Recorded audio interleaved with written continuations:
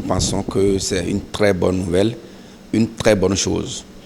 Et rappelez-vous qu'à la dernière élection présidentielle, le chef de l'État, ou notre ministre de la Santé, je dirais, nous avait dit et rassuré lors des campagnes que le quinquennat sera le quinquennat du secteur de la santé.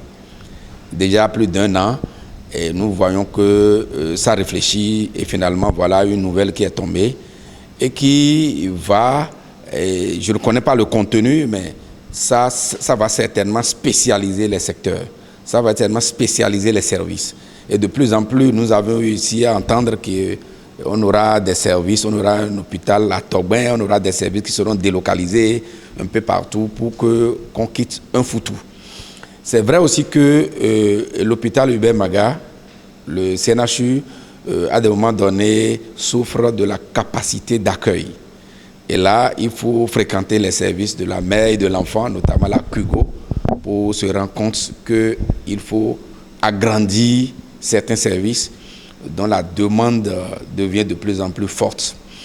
Et mettre le CNHU et l'hôpital Kangezo ensemble va offrir un espace beaucoup plus large et va mettre de plus en plus les praticiens ensemble et ça fera économie du matériel, ça fera économie du personnel et la population qui ignore entre-temps que l'hôpital Kangezo est ouvert à tous va comprendre que tout devient CNHU et il faut aller se faire soigner. Et je pense que cette nouvelle est bonne. Et il faut que la volonté gouvernementale accompagne parce qu'il y aura certainement des patients qui, dans un service, peuvent avoir besoin d'un autre service. Je voudrais parler du transport, la circulation, la libre circulation du personnel et des patients pour bénéficier d'un service à un autre. Je pense aussi qu'il y a un lopin de terre, et pas aussi un petit lopin qui sépare l'hôpital Kangezo du CNHU qu'occupent les forces armées. Et si cette partie vraiment pouvait être aussi rasée et que de nouvelles infrastructures pouvaient être construites, là, nous pensons que vraiment l'hôpital aura une dimension beaucoup plus large et on pourra aller effectivement à spécialiser des services et pour que nous allions davantage à un espace de travail beaucoup plus aisé. Je pense que le gouvernement qui a pris cette décision n'a pas pris ça, du coup, a certainement mûri. Le couac que ça pouvait donner est que le personnel qui vont travailler, le personnel qui va travailler plutôt dans cet hôpital qui résulte de la fusion ne sont forcément pas de même statut.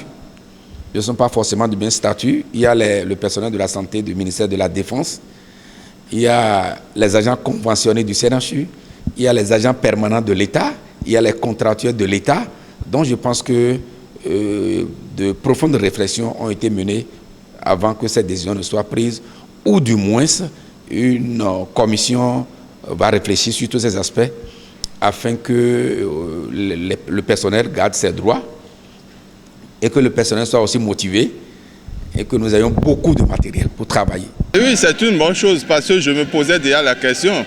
Puisque le Kangezo va se déplacer vers Dalaba et je me demande qu'est-ce qui allait se passer entre le CNHU et puis l'hôpital des armées. C'est une bonne nouvelle selon moi. Le CNHU va occuper encore l'espace de Kangezo. C'est une bonne chose. J'apprécie. Pour ce que je sais de l'hôpital Kangezo, comme on l'appelait, c'est plutôt l'hôpital de la veuve et de l'orphelin. Du moins, c'est comme ça que c'est perçu. C'est l'hôpital de ceux qui ont peu de moyens. L'armée a souvent fait du social à cet hôpital-là. Si le CNHU l'a avalé, eh bien, pour que ça reste toujours une branche qui respecte sa philosophie, j'ai rien contre. Mais malheureusement, si le CNHU en a pris contrôle pour que ça fasse vivre aux populations les mêmes déboires qu'on vit au CNHU, ce serait dommage et regrettable.